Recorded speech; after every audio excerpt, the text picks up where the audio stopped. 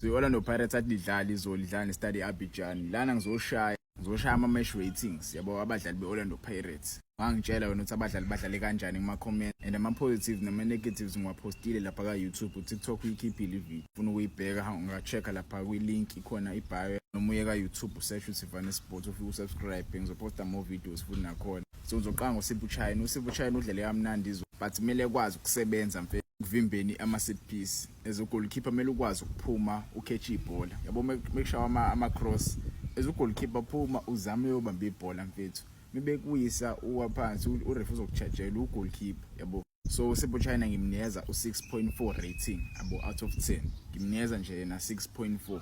uVan Rooyen ukhona umjido onginothisele into le indlela adlala ngakhona uyadlala uVan Rooyen yabo, but sometimes lapho nalapho ubuya akhohle ukuthi udlala as right back yabo, ubuya akhohle yabo, uthanda ukuhamba kakhulu but izolo udlalile bafethu udlale kamnandi izolo. So ngamnikeza yena u6.9 yabo, but mengase nje alungise amaphutha lapha angahambi kakhulu because leya cross meniyibonile leya cross leya i-cross eshawe ngakuyena uVan Rooyen ukuthi bengakwazi ukuthi akwaza kanjani uyi-defender asazi, but yena ngimnikeza u6.9 umjido udlalile yabo. uSibisi bafethu ubhodlela izolo yabo, i-center back ye-Orlando Pirates ubhodlela udlale kamnandi izolo bafethu, ningamdleli umona ubhodlela izolo udlale kamnandi izolo bafethu. It's a pity that ubhodlela umfishane yabo, ubuSibisi mfethu mude ngabe sine defender rights la, inkinga yakhe mfishane sawadinga ama-defender amade ukuthi akwazi usidefendela ama-set piece. So yena ngizomnikeza u7.4.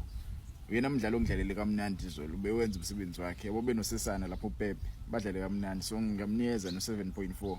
Mase kuthi uPepe yena ngimnikeza bethu 6.7 yabo, imuva beyivalile yabo. uPepe ngamnikeza 6.7.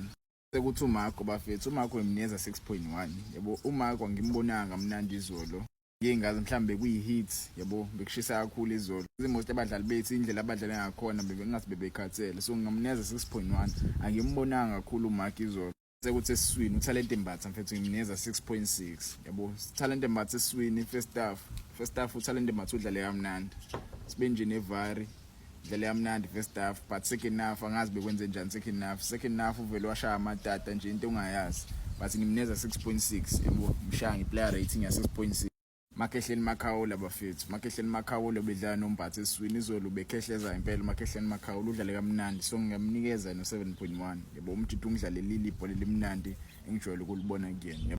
Second half ilethi madidlana bisidominate kakhulu esiswini, angazi bekwenze njani yabo. Stade Abidjan bengamele zisidominate kanje esiswini.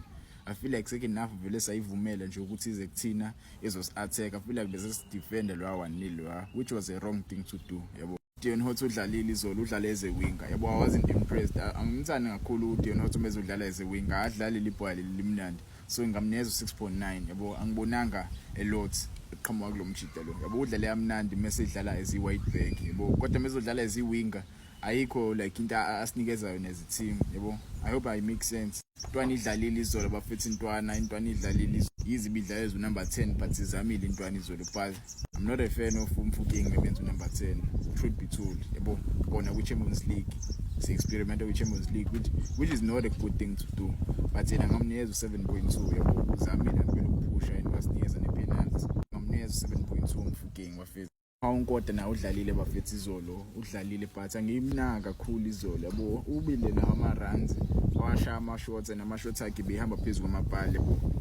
Yena ngamnikeza 7.0 bafethu yabo, 7.0. bedlala ekhaya mhlambe bezokwenza umnyakazo because ilanga again ngisasho namanje ilanga belisibulala kakhulu, so 7.0 bafethu. Ama ratings lawa ngiwa-rate out of 10 yabo, out of 10. So far akekho umuntu osangifele ku-8. Kumele sibe honest ngoshumi wesiqiniseko bafethu, yizi izolo eyilethile performance yabo, eskorelile igol, but kumele sibe honest. Ngizomnikeza nje i-rating enkulu because eskorelile igol, but kumele sibe honest ngo-evidence mahobo bafethu. Ngoshumi wesiqiniseko mfethu awusikhombisi mfethu isiqiniseko esi-right mfethu. Phambili sidinga ama-goals. As a striker we need to see shots, asidingi usibone istrike esiphasayo. Eboxini asidingi ukubona abadlali bephasa bo. Shumi wesiqiniseko ngimnikeza 7.5. i-player rating yakhe ngimnikeza 7.5. Ubona what abadlali abade ngiba-rate namhlanje. Wangitshela ama-comments ukuthi uba wena umnikeza i-rating enkulu, uba udlalele kamnandi izolo.